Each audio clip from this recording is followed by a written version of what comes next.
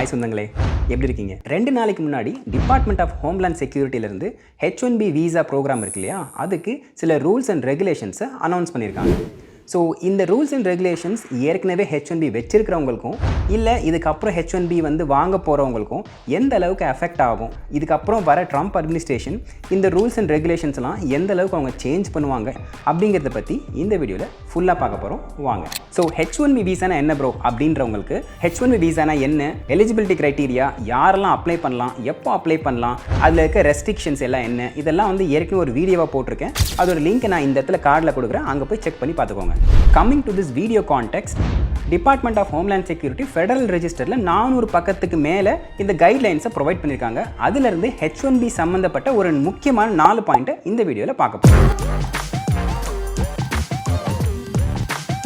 Number 1, definition of speciality occupation. அவங்க இதில் என்ன பண்ணியிருக்காங்கன்னு பார்த்தீங்கன்னா, மெயினாக ஸ்பெஷாலிட்டி ஆக்குபேஷன் அப்படிங்கிற அந்த வேர்டு வந்து முதல்ல கொஞ்சம் வேகாக இருக்கும். நீங்கள் பார்க்குற வேலை வந்து ஸ்பெஷல் கேட்டகரி அப்படின்றதுல வந்தால் மட்டும்தான் உங்களுக்கு வந்து H1B விசா கிடைக்கும். அது அந்த அளவுக்கு பெருசாக டிஃபைன் பண்ணப்படலை, கொஞ்சம் வேகாக இருந்துச்சு. ஆனால் இப்போ என்ன பண்ணியிருக்காங்கன்னா, அந்த டெஃபினிஷனை கொஞ்சம் ப்ரிசைஸாக அவங்க வந்து கொடுத்துருக்காங்க. அதில் என்ன சொல்ல வராங்கன்னு பார்த்தீங்கன்னா, இன் ஷார்ட், நீங்கள் ஒரு H1B விசாவுக்கு அப்ளை பண்ணும்போது எந்த ஜாபுக்கு அப்ளை பண்ணுறீங்களோ அந்த ஜாபோட டியூட்டிஸ், ரோல்ஸ் அண்ட் ரெஸ்பான்சிபிலிட்டிஸ் இருக்கு இல்லையா, அது வந்து நீங்கள் படித்த டிகிரியோட லாஜிக்கலாக மேட்ச் ஆகிருக்கணும். இன்னும் புரிகிற மாதிரி சொல்லணும்னா, இதுக்கு முன்னாடி எனி இன்ஜினியரிங் டிகிரி வந்து H1B எலிஜிபிலிட்டி க்ரைட்டீரியாவுக்கு சஃபிஷியண்ட்டாக இருந்துச்சு. ஒரு கெமிக்கல் இன்ஜினியரிங்கோ இல்லை ஆட்டோமொபைல் இன்ஜினியரிங்கோ படிச்சிருப்பாங்க. படிச்சுட்டு அவங்களுக்கு சாஃப்ட்வேரில் ஒரு இன்ட்ரெஸ்ட் இருந்திருக்கும். ஏதோ ஒரு ப்ரோக்ராமிங் லாங்குவேஜ் கற்றுக்கிட்டு அதுக்கப்புறம் ஒரு சாஃப்ட்வேர் இண்டஸ்ட்ரிக்குள்ளே ஒரு 1-2 வருஷம் இல்லை கொஞ்சம் வருஷம் வந்து எக்ஸ்பீரியன்ஸ் கெயின் பண்ணி அவங்களால H1B விசா அப்ளை பண்ணி இங்கே வந்து ஒர்க் பண்ண முடியும். அந்த மாதிரி நிறைய பேர் ஒர்க்கும் பண்ணுறாங்க.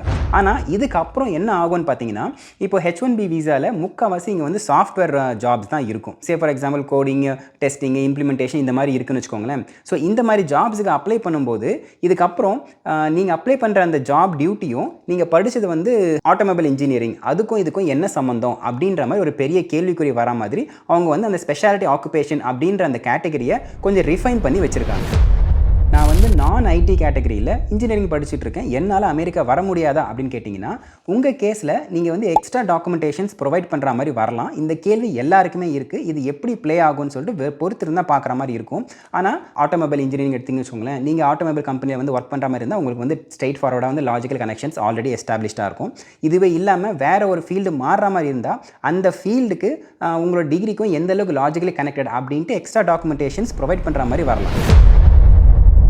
ஸோ இதனால் லாங் டர்மாக என்ன ஒரு இம்பேக்ட் வரலாம் அப்படின்னு பார்த்தீங்கன்னா, முன்னெல்லாம் இந்தியன் ஐடி இண்டஸ்ட்ரியில் என்ன பண்ணுவாங்கன்னா, ஒரு இன்ஜினியரிங் காலேஜுக்கு போயிட்டு அவங்க நிறைய இன்ஜினியரிங் கிராஜுவேட்ஸை வந்து ஹையர் பண்ணுவாங்க. ஹையர் பண்ணி ஒரு சில நேரத்தில் அவங்களுக்கு சாஃப்ட்வேர் கோடிங் தெரியலனா கூட அவங்க வந்து ட்ரெயின் பண்ணுவாங்க. அந்த நேரத்தில் எந்த ஒரு ஃபீல்டில் வந்து நிறைய ப்ராஜெக்ட்ஸ் இருக்கோ அந்த சாஃப்ட்வேர் ப்ரோக்ராமிங் லாங்குவேஜ் அவங்களே வந்து ட்ரைனிங் மாதிரி சொல்லி கொடுப்பாங்க. ஒரு ட்ரைனிங் கொடுத்துட்டு அதுக்கப்புறம் அவங்கள வந்து ஒரு ப்ராஜெக்ட்டில் வந்து ப்ளேஸ் பண்ணுவாங்க.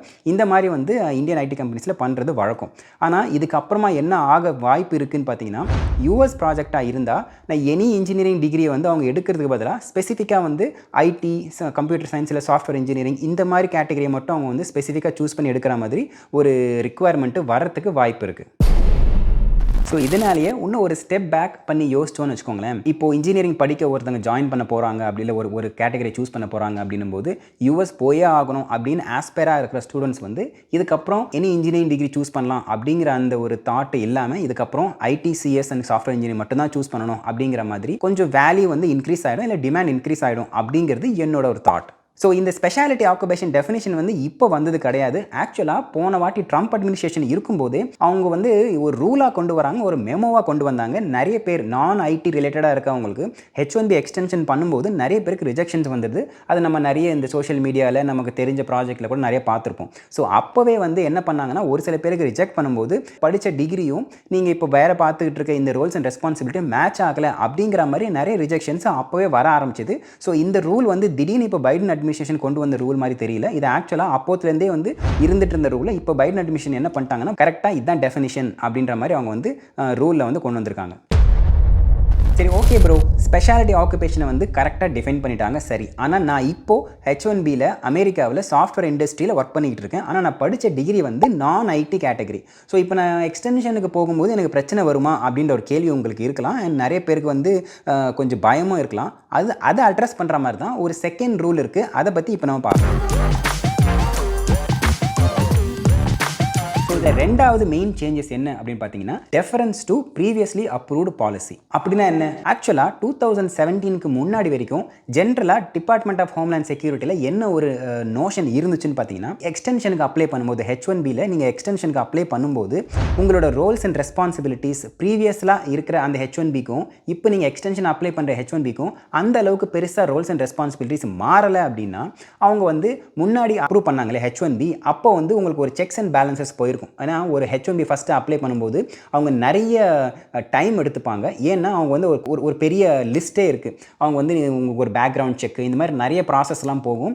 அவங்க வந்து நிறைய செக் பண்ணுவாங்க, நிறைய வேலிடேட் பண்ணுவாங்க. அதுக்கப்புறம் தான் வந்து அந்த H1B வந்து இஷ்யூ பண்ணுவாங்க. இப்போது எக்ஸ்டென்ஷனுக்கு போகும்போது நீங்கள் வந்து உங்களோட ரோல்ஸ் அண்ட் ரெஸ்பான்சிபிலிட்டிஸ் மாறலை அப்படின்னும் போது அந்த பழைய H1Bயில் பண்ண அந்த ப்ராசஸையே வந்து ஹானர் பண்ணி ஏற்கனவே வந்து எல்லா செக்ஸ் அண்ட் பேலன்ஸும் பண்ணியாச்சு, அவங்களோட ரோல்ஸும் வந்து மாறலை. இப்போ புதுசாக எக்ஸ்டென்ஷன் அப்ளை பண்ணும்போது திருப்பியும் முதல்லேருந்து ஆரம்பிக்கிறதுக்கு பதிலாக ஈஸியாக வந்து அப்ரூவ் பண்ணிடுவாங்க. இதை வந்து 2017 வரைக்கும் இந்த ரூல் தான் இருந்துச்சு. இதை வந்து டெஃபரன்ஸ் அப்படின்னு சொல்லுவாங்க. ஆக்சுவலாக ட்ரம்ப் அட்மினிஸ்ட்ரேஷன் வந்ததுக்கப்புறம் என்ன பண்ணாங்கன்னா, இந்த டெஃபரன்ஸ் ரூலை வந்து ட்ரம்ப் வந்து ஒரு மெமோ மூலியமாக கேன்சல் பண்ணிட்டாரு. அதனால என்ன ஆச்சுன்னு பார்த்தீங்கன்னா, ஒவ்வொரு வாட்டியும் H1B எக்ஸ்டென்ஷன் அப்ளை பண்ணும்போது அந்த ஒவ்வொரு எக்ஸ்டென்ஷனும் ஒரு ஃப்ரெஷ் H1B மாதிரி தான் கன்சிடர் பண்ணணும் அப்படிங்கிற மாதிரி வந்துடுச்சு. ஏன்னா ஃபர்ஸ்ட் வாட்டி H1B அப்ளை பண்ணும்போது அவங்க வந்து ஒரு நிறைய செக்ஸ் அண்ட் பேலன்ஸ்லாம் பண்ணுவாங்க இல்லையா, அது எல்லாமே திருப்பியும் ஃபர்ஸ்ட்லேருந்து எல்லாத்தையும் வந்து எக்ஸ்டென்ஷன் அப்ளை பண்ணும்போதும் பண்ணணும் அப்படின்ற மாதிரி வந்ததுனால நிறைய பேக்லாக்ஸு, அப்போ நிறைய ஆர்எஃப்இஸ் வந்து உங்களுக்கு ஞாபகம் இருக்கும்னு நினைக்கிறேன். அது RFE வரது டிஃபால்ட் அப்படிங்கிற லெவலுக்கு RFEs வந்துச்சு.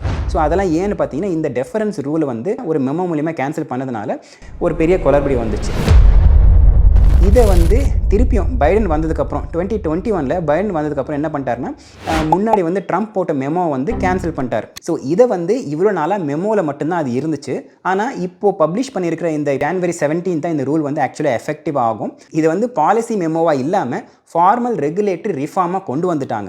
ஓகே ப்ரோ, January 17 வந்து இது எஃபெக்டிவ் ஆகுது. ஆனால் January 20 ட்ரம்ப் அட்மினிஸ்ட்ரேஷன் வராங்களே, அவங்க வந்த உடனே இது திருப்பியும் கேன்சல் பண்ணுறதுக்கு வாய்ப்பு இருக்குல்ல அப்படின்ற ஒரு கொஸ்டின் உங்களுக்கு இருந்துச்சுன்னா இது வந்து பண்ண முடியாது. பைடன் வந்து இது வந்து வெறும் மெமோவாக மட்டும் விடாமல் ஃபார்மல் ரெகுலேட்டரி ரிஃபார்மாக கொண்டு வந்துட்டாங்க. இது கொண்டு வரது வந்து அவ்வளோ ஈஸி கிடையாது. பப்ளிஷ் பண்ணணும், அதுக்கப்புறம் வந்து இது ஏன்னு சொல்லிட்டு ஜஸ்டிஃபை பண்ணணும், இந்த மாதிரி நிறைய ஒரு பெரிய ப்ராசஸ் இருக்குன்னு வச்சுக்கோங்களேன். அந்த ப்ராசஸ்லாம் போயிட்டு தான் அதுக்கப்புறம் வந்து ஃபெடரல் ரெஜிஸ்டரில் பப்ளிஷ் பண்ணிவிட்டு அதுக்கப்புறம் வந்து கருத்து கணிப்பு மாதிரி வந்து 60 டேஸ்க்கு அப்புறம் எல்லாம் கேட்டு இதில் இந்த ப்ராசஸ் படி போகணும். ஸோ இந்த ப்ராசஸ் படி போயிட்டு ஒரு ரூலை கொண்டு வந்ததுக்கப்புறம் அது அடுத்த அட்மினிஸ்ட்ரேஷன் வெறும் ஒரு சைனில் ஓகே இதுக்கப்புறம் முன்னாடி அட்மினிஸ்ட்ரேஷன் பண்ண இந்த ரூல் வந்து செல்லாது அப்படின்னு வந்து கொண்டு வர முடியாது. அவங்க மாற்றலாம், ஆனால் என்ன பண்ணணும்னா திருப்பியும் வந்து இவங்க போன மாதிரியே வந்து அந்த ஃபுல் ப்ரொசீஜர் வழியாக அவங்க ஃபுல்லாக போயிட்டு அதுக்கப்புறம் எல்லா அந்த கருத்து கணிப்பு கேட்குறது அந்த எல்லா ப்ராசஸும் ஃபுல்லாக போயிட்டு தான் அவங்க வந்து அதை சேஞ்ச் பண்ண முடியும். அதனால் அது இமீடியட்டாக வந்து ரிவோக் பண்ண முடியாது. அட்லீஸ்ட் ஒரு 1 இயர் கிட்டயாவது அது வந்து எடுக்கிறதுக்கு வாய்ப்பு இருக்குது. அதனால் யாருக்காவது வந்து இப்போ ட்ரம்ப் வந்த உடனே அவர் வந்து ஒரு எக்ஸிக்யூட்டிவ் ஆர்டரில் இதை வந்து சைன் பண்ணி மாற்றிடுவாரா அப்படின்னு கேட்டால் கொஞ்சம் அட்லீஸ்ட் ஒரு 1 to 2 இயர்ஸில் மாற்றுறதுக்கு வாய்ப்பு இருக்குது, உடனே மாற்ற முடியாது. ஸோ இதனால் ஏற்கனவே நீங்கள் வந்து அமெரிக்கா இருக்கீங்க, H1Bயில் ஒர்க் பண்ணிகிட்டு இருக்கீங்க, ஆனால் நீங்கள் நான் ஐடி ஃபீல்டில் இருக்கிறீங்க அப்படின்னும் போது இந்த டெஃபரன்ஸ் ரூல் உங்களை வந்து காப்பாற்றும். ஏன்னா ஏற்கனவே நீங்கள் எக்ஸ்டென்ஷன் அப்ளை பண்ணும்போது ஏற்கனவே நீங்கள் H1B வச்சிருப்பீங்க இல்லையா, அது வந்து உங்களுக்கு ஃபுல் ப்ராசஸ் வழியாக போயிருக்கும் இல்லையா, அதனால் அதை ஹானர் பண்ணுற மாதிரி எக்ஸ்டென்ஷன் போகும்போது உங்களுக்கு வந்து ஈஸியாக வந்து எக்ஸ்டென்ஷன் ப்ராசஸ் வந்து வரதுக்கு வாய்ப்பு இருக்குது. அன்லெஸ் ட்ரம்ப் வந்து அந்த ரூல் படி வந்து அவர் வந்து மாற்றுற வரைக்கும் அது வந்து நம்ம சேஃபாக இருக்கும். பாயிண்ட் என்னன்னு பார்த்தீங்கன்னா, மெயினாக இது வந்து இதுக்கப்புறம் இன்க்ரீஸ்டு ஸ்க்ரூட்டனி இருக்கும் அப்படின்ற மாதிரி போட்டிருக்காங்க. இதில் என்னன்னு பார்த்தீங்கன்னா, USCIS வந்து நார்மலாக சில நேரத்தில் வந்து ரேண்டமாக வந்து ஆஃபீஸ் விசிட் பண்ணுவாங்க. எனக்கு வந்து திடீர்னு வந்து USCISலேருந்து உண்மையாகவே நான் அந்த லொக்கேஷனில் அந்த இடத்துல நான் ஒர்க் பண்ணுறேன்னா அப்படின்னு பார்க்குறதுக்கு அவங்க வந்து செக் பண்ணுறதுக்கு அவங்களுக்கு ரைட்ஸ் இருக்குது. அந்த மாதிரி ஆக்சுவலாக நிறைய பேருக்கு வந்திருக்காங்க, ரேண்டமாக வருவாங்க, அது கொஞ்சம் ரேர் தான். ஆனால் இதுக்கப்புறம் அந்த மாதிரி விசிட்ஸ் வந்து கொஞ்சம் ஃப்ரீக்வெண்ட்டாக இருக்கும். அதுக்கப்புறம் வந்து நிறைய செக்ஸ் அண்ட் பேலன்சஸ் இருக்கும் அப்படின்ற மாதிரி வந்து கொண்டு வந்திருக்காங்க. முக்கால்வாசி இந்த கிளைண்ட் லெட்டர்லாம் இருக்கு இல்லையா, அந்த கிளைண்ட் லெட்டர்லாம் அந்த மேனேஜர்ஸ்க்கு வந்து முதல்ல வந்து ஒரு 100 பேருக்கு வந்து ஒரு 10-20 பேருக்கு கால் போகுதுன்னு வச்சுக்கோங்களேன். இது வந்து கொஞ்சம் செகண்டரி வெரிஃபிகேஷன் மாதிரி வந்து நீங்கள் வந்து கிளைண்ட் லெட்டர் கொடுத்துருக்க மாதிரி எங்களுக்கு வந்திருக்கு, இது உண்மையாக அப்படின்னு சொல்லிட்டு வெரிஃபை பண்ணுவாங்கன்னா இதுக்கப்புறம் வந்து அந்த பர்சன்டேஜ் கொஞ்சம் வந்து கன்சிடரபிளாக இன்க்ரீஸ் ஆகும் அப்படின்னு நினைக்கிறேன். முக்கால்வாசி என்னோட ஃப்ரெண்ட் சர்க்கிளில் மேனேஜராக இருக்கவங்களுக்குலாம் ஃபோன் பண்ணி கேட்டால் யாருக்காவது கிளைண்ட் லெட்டர் கொடுத்தாலே இப்போ வந்து 10ல் வந்து ஒரு 5-6 பேருக்கு வந்து கால்ஸ் வந்துடுது. இது நீங்கள் தான் கொடுத்தீங்களா, அவங்க எவ்வளோ நாள் ஒர்க் பண்ணுறாங்க, என்ன ஜாப் பண்ணுறாங்க, இதெல்லாம் வந்து செகண்டரி வெரிஃபிகேஷன் மாதிரி வந்து இப்போது வந்து வருதாமா. ஸோ அதை வந்து கொஞ்சம் ஸ்ட்ரீம்லைன் பண்ணுவாங்கன்னு நினைக்கிறேன். ஸ்டாண்டர்டாக வந்து ஒரு கால்ஸ் ஒரு அட்லீஸ்ட் ஒரு 1-2 செகண்டரி வெரிஃபிகேஷன் வரும் அப்படின்ட்டு இந்த ரூலில் வந்து போட்டிருக்காங்க. இது எப்படி ப்ளே ஆகுதுன்னு நம்ம வெயிட் பண்ணி தான் பார்க்குற மாதிரி இருக்குது. ஸோ ஃபைனலாக ஃபோர்த் ரூல் என்னென்னு பார்த்தீங்கன்னா, இந்த சில கேப் எக்ஸாம்ட் கேட்டகரிஸ் இருக்கும். இதுக்கு முன்னாடி எந்தெந்த என்டிட்டிஸ்லாம் கேப் எக்ஸாம் கேட்டகரியில் வரணும் அப்படின்னு ஒரு கிளியர் டெஃபினேஷன் இல்லாமல் இருக்கிறதுனால என்ன ஆச்சுன்னு பார்த்தீங்கன்னா, சில என்டிட்டிஸ் வந்து நாங்கள் கேப் எக்ஸாம் கேட்டகரியில் வரோம் அப்படிங்கிற மாதிரி அவங்க வந்து டாக்குமெண்டேஷன் ப்ரொவைட் பண்ணுற மாதிரி இருந்துச்சு. ஸோ இதனால் முதல்ல மாதிரி வந்து நிறைய டாக்குமெண்டேஷன் வந்து பேக் அண்ட் ஃபோர்த்தை வந்து நாங்கள் வந்து கேப் எக்ஸாம்க்குள்ளே வரோம் அப்படின்னு என்டிட்டி ப்ரூவ் பண்ணுற அந்த பேர்டனை வந்து இப்போ எடுத்திருக்காங்க.